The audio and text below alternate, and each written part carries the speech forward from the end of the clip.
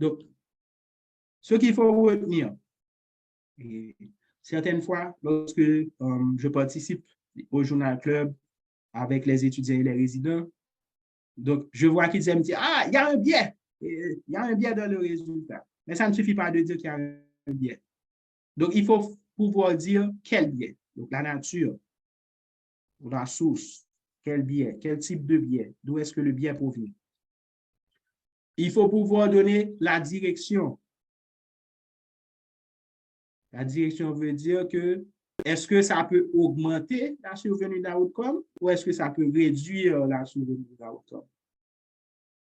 Et le troisième élément qu'il faut évaluer, c'est quelle est l'ampleur de ce biais-là sur l'outcome. Donc, c'est de cette manière complète qu'il faut parler des biais. Maintenant, je vais vous donner un exemple pour comprendre l'ampleur, si l'ampleur n'est pas trop claire pour vous. Disons que je me rappelle qu'on avait fait un journal club sur une étude qui comparait deux méthodes d'accouchement. Une méthode où on ne touchait pas du tout jusqu'à la sortie de la tête du bébé et une autre méthode où on préparait, on protégeait, etc. Donc, quand on a fait la comparaison, donc je vais dire la méthode A, donc c'est on ne touche pas du tout, pas touche. La méthode B, c'est touche. Je l'appelle touche. Donc, disons, lorsqu'on compare les deux groupes, on a vu que la méthode pas touche, il y avait une plus grande proportion de femmes à être sous ocytocine dans ce groupe-là. OK? Maintenant, je dis que l'ocytocine est liée maintenant à l'exposition parce qu'il y a un groupe qui a plus de patients à avoir ocytocine que d'autres.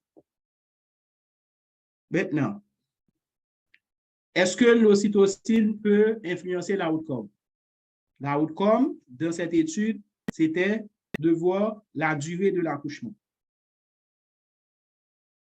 Donc, selon vous, est-ce que l'ocytocine peut influencer la durée de l'accouchement? Donc, quand on dit la durée, on prend toutes les phases. Oui. Oui. Oui. Oui. Oui? Dans quel sens? Ça va diminuer le temps parce que comme ça va augmenter les contractions, je pense que le bébé va être dehors beaucoup plus rapidement que si la personne ne recevait pas d'ocytocine.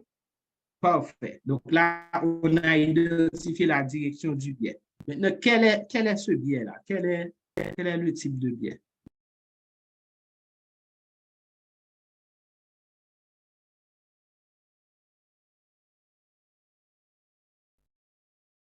Vous voulez que je reprenne? Donc, deux groupes, un groupe pas touche, un groupe touche, et le groupe pas touche, il y a plus de personnes à être placées sous ocytocine. Et on sait que l'ocytocine peut influencer l'outcome qui est la durée de l'accouchement. Ça, c'est quel biais? Un confondant. Parfait. Donc là, on a identifié point 1, on a identifié point 2. Donc, mettons ça plus clair. Donc, le groupe pas touche a plus de femmes à recevoir de l'ocytocine. Donc, je pense, selon l'effet de l'ocytocine, c'est que ce groupe-là devrait avoir moins de temps d'accouchement que le groupe. Le temps moyen de ce groupe devait être inférieur. Pas vrai?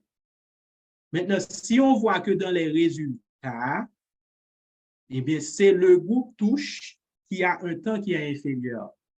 Ça veut dire que le biais existe, mais malgré que ce biais-là devrait diminuer le temps d'accouchement pour le groupe pas touche, je vois que même avec l'effet de l'ocytocine sur le groupe pas touche, le groupe touche a un temps d'accouchement qui est inférieur.